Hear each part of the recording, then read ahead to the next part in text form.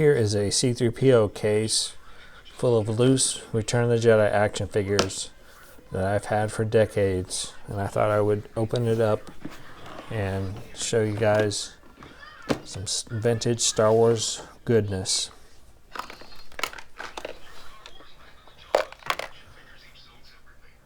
I bought these figures from a comic book store. I believe they belong to the owner of the store or someone who worked there. Maybe he was a partner. And as I recall, I think I paid about $100 for this case full of figures. And that was in 1991 or 92. And that seemed like a lot of money at the time.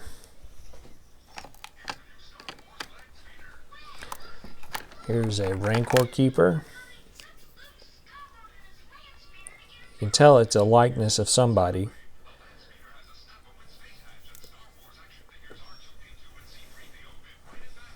Either the actor in the movie or just some anonymous person, but it's definitely a likeness.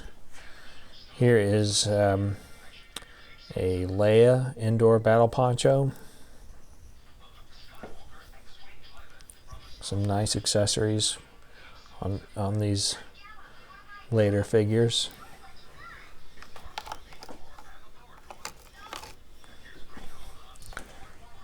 Here is a Ramba Ewok. Sometimes I have to admit I have trouble remembering the names of all these Ewoks. Here is a baggie full of accessories. There is one repro item in there, which is the lightsaber. I know that's repro. Here's an Amanaman. A lot of nice little details and wrinkles in his skin.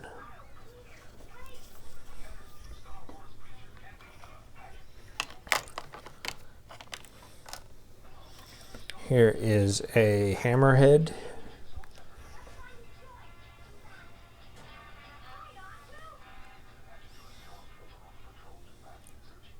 I like how his eyes are sort of glancing sideways there.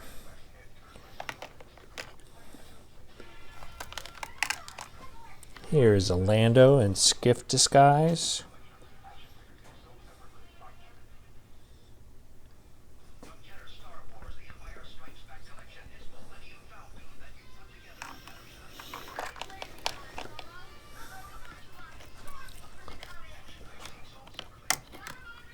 Here is a Warrock Ewok.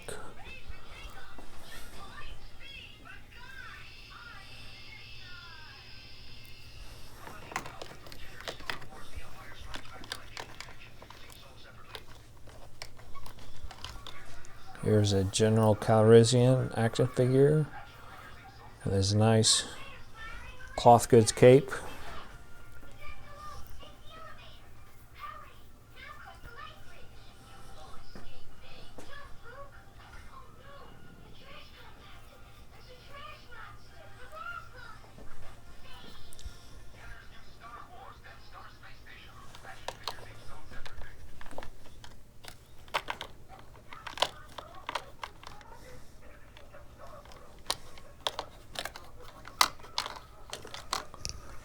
Here is a Nikto.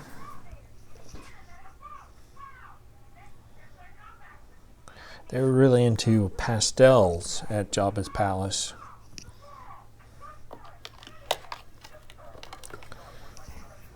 Anakin Skywalker.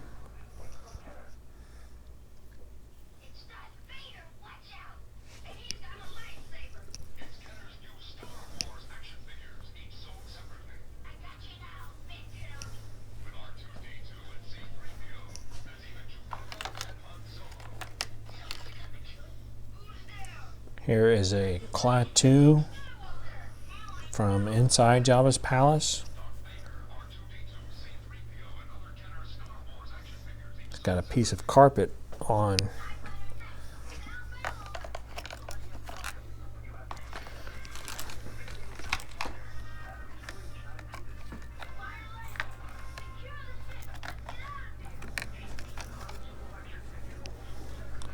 Chief Chirpa. I think when I was a kid, this is the only Ewok I actually had, but he stood in for most all of the Ewoks. Nien Nunb. I always liked his outfit. Thought it was pretty cool.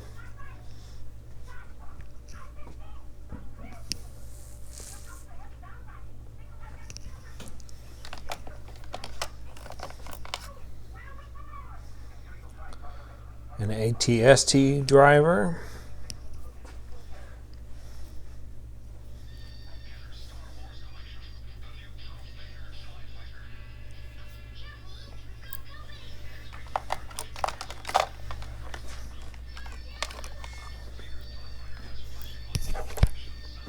General Madine. You know, he was kind of given short shrift in the sequel trilogy. No General Madines to be seen.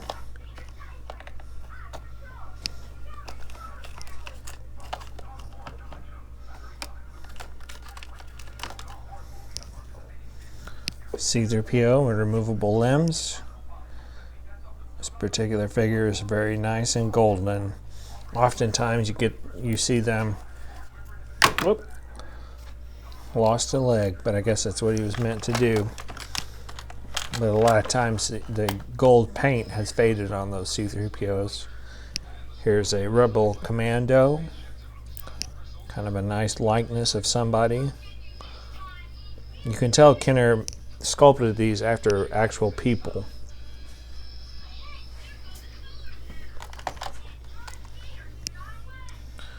Here's a Luke Endor battle poncho. Some nice cloth goods on him. Nice utility belt.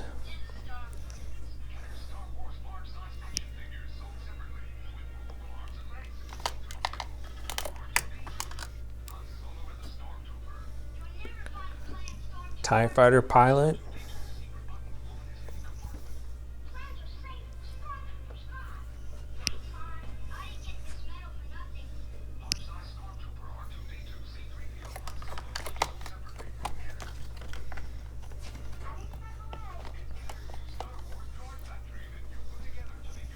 Is that a Lumat? I think that's a Lumat.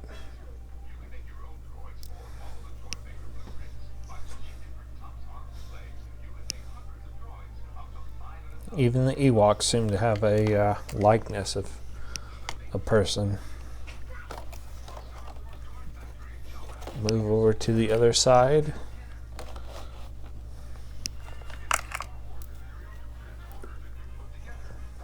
Class 2 skiff guard. A lot of nice little nubs on his face, nubby face, or maybe there's scales.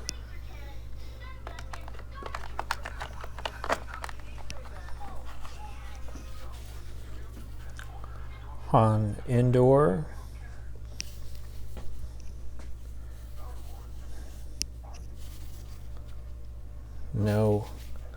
No camo on the collar.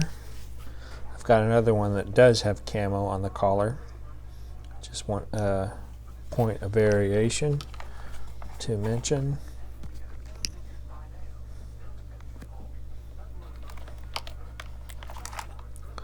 Here is a Death Star gunner. Nice looking figure.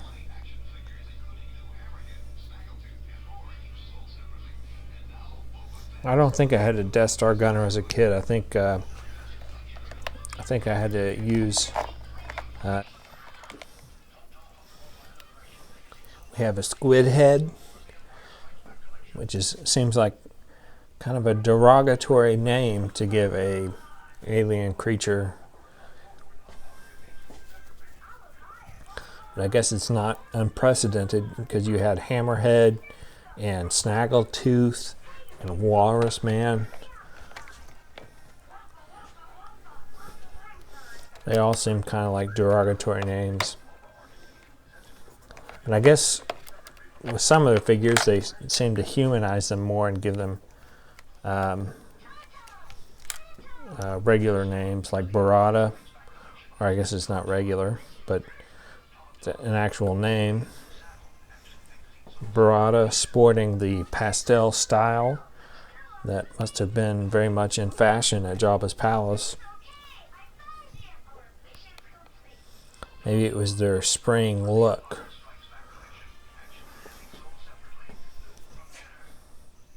Nice looking figure.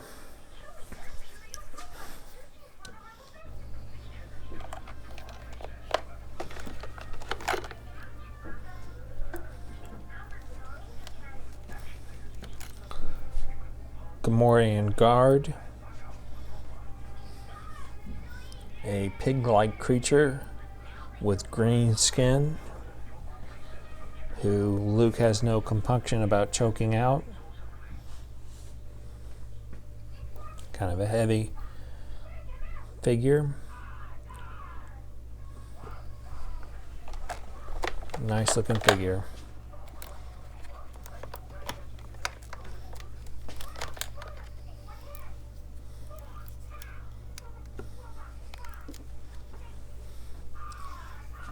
We have a T-bow.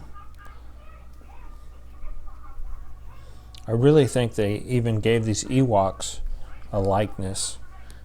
They went through their trouble of giving them a interesting facial expression. Very artfully done. We have a yak face.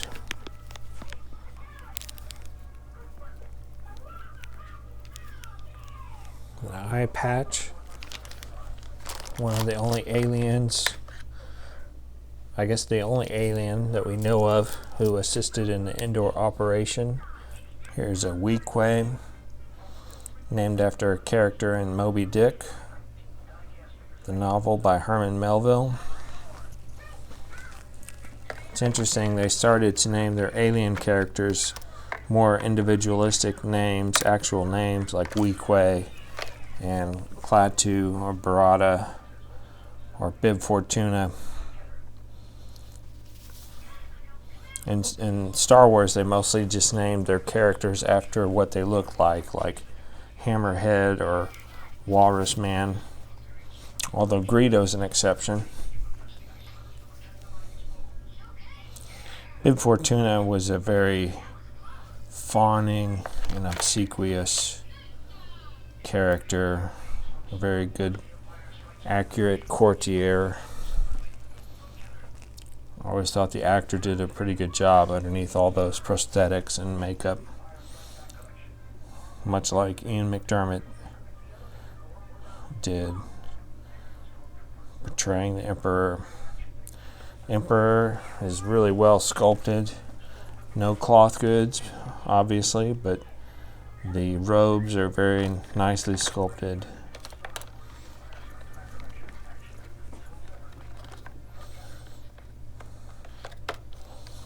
So in a second here, I'm going to end this video because I cannot upload a video longer than 15 minutes out of iMovie.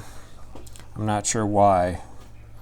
I think it has to do with iMovie on my phone. Here's the R2-D2 with pop-up lightsaber.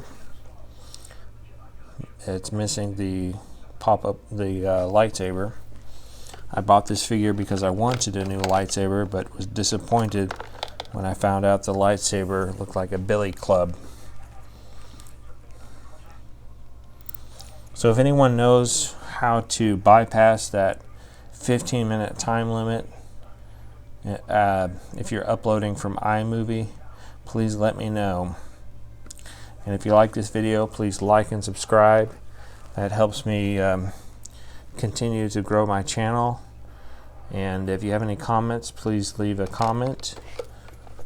Like I say, that's one of the reasons why I do these videos, is to connect with other Star Wars collectors. Thanks for watching.